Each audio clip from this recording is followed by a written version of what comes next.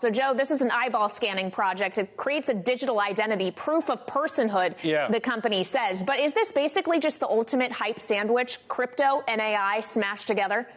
I mean, it kind of is. I've been so fascinated by this company for years since it's launched, because the idea that we're all going to get this like big orb, and they have this like multi-pound orb, and I've held it, and it's going to scan your eyeball, and it's going to create a unique form of identity.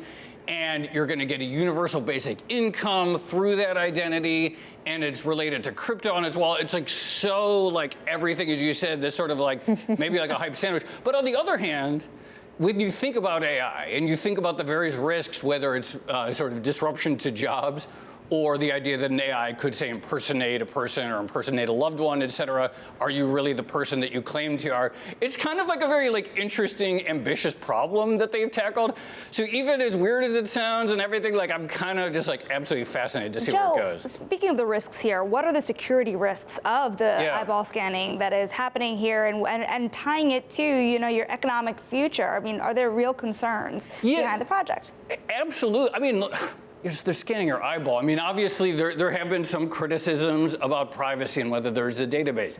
They claim that there will be none, that all of the logic is not in some centralized database like, say, the Social Security Administration, which has a database of everyone's Social Security number, that it's this unique hash, that all the logic is more or less hackable. The Social Security Network or the Worldcoin. Right, yeah, and they say no, and you know that they have like 13 ways of scanning your eyeballs, so like they can tell maybe if you're like under duress, if someone's like put your face in front of one of these scans or something. But it's like pretty sci-fi stuff, and I don't think anyone really knows like where it's ultimately going to go. It's just like so weird and fascinating.